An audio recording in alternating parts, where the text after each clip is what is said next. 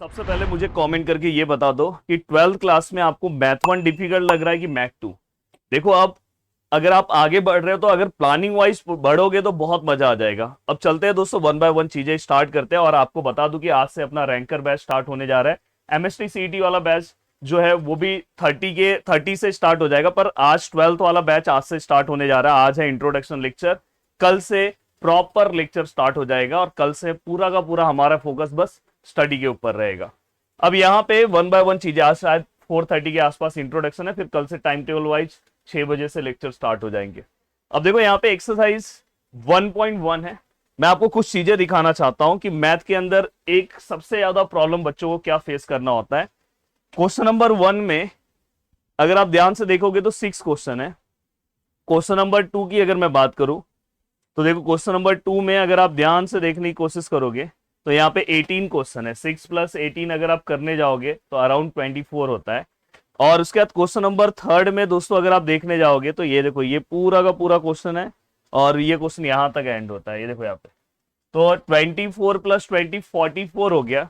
Then दोस्तों इसके अंदर क्वेश्चन नंबर 4 में भी 4 क्वेश्चन है, तो 48 क्वेश्चन, 49, 50 और 51। मैं आपको एक सीधा कैलकुलेशन देता हूं कि अगर आप इतने क्वेश्चन सॉल्व करने चले जाते हो, देखो अगर आप यूट्यूब के स्टूडेंट हो तो आपको चीजें नहीं पता है, आप लाइन वाइज वीडियोस देखते हो, video number 1, video number 2, video number 3, video number 4, और पूरी चीजें आप देखने के बाद बहुत बार ऐसा होता है कि आप बहुत सारी चीजें भूलने लगते हो। तो मैं आपको ये बताना चाहता हूं कि आपको टाइप वाइज चीजें कवर करनी है। किसके वाइज कवर करनी है? Type 1, type 2, type 3, type 4, type 5, इस तरह से।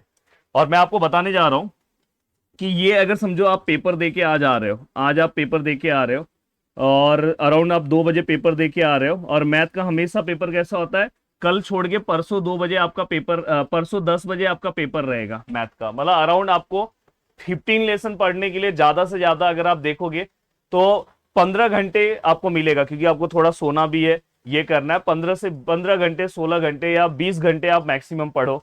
आज पेपर दे के आ रहे हो, परसों 10 बजे सुबह आपको पेपर देना है और 2 बजे पेपर छूटेगा तो आप घर पे आते आते ही आपको 3 बज जाएगा। फिर थोड़ा सोओगे, 5-6 बजे से पढ़ोगे, रात का सोना है वो भी कंप्लीट करना है, मैथ का पेपर है, थोड़ा सोना तो पड़ेगा ही। तो अराउंड आपके पास 15-16 घंटे मिलते हैं। 15-16 घंटे में अगर आप एक एक्सरसाइज में अगर आप देखो 50+ क्वेश्चन है, तो अगर आप ऐसे ही दूसरा एक्सरसाइज भी अगर आप एक 1.2 जाके देखो, वहां पे भी ऐसे मैक्सिमम क्वेश्चन है, 1.3 में भी, 1.4 में भी, 1.5 में भी। तो आप क्या करोगे यहां पे, अगर आप प्रॉपर प्लानिंग वाइज नहीं जाओगे तो बहुत प्रॉब्लम होगा।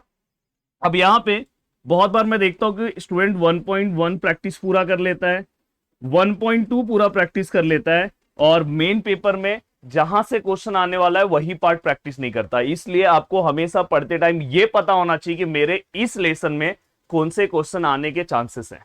तो जो मैं बोल रहा हूं कि आपको मैथ 2 में एक एक्सरसाइज में 50 क्वेश्चन है ना, पर पूरे मैथ 2 में मैं बस आपको गिन के 60 क्वेश्चंस दूंगा, ये टॉप 60 क्वेश्चंस।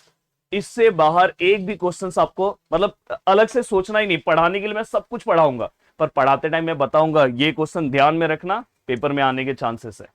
तो ऐसे टॉप 60 क्वेश्चन, बस इतना आपने कर लिया ना। सोचो एक एक्सरसाइज में 50 क्वेश्चन है, पर मैं आपको बस कितना दे रहा हूं, 60 क्वेश्चन।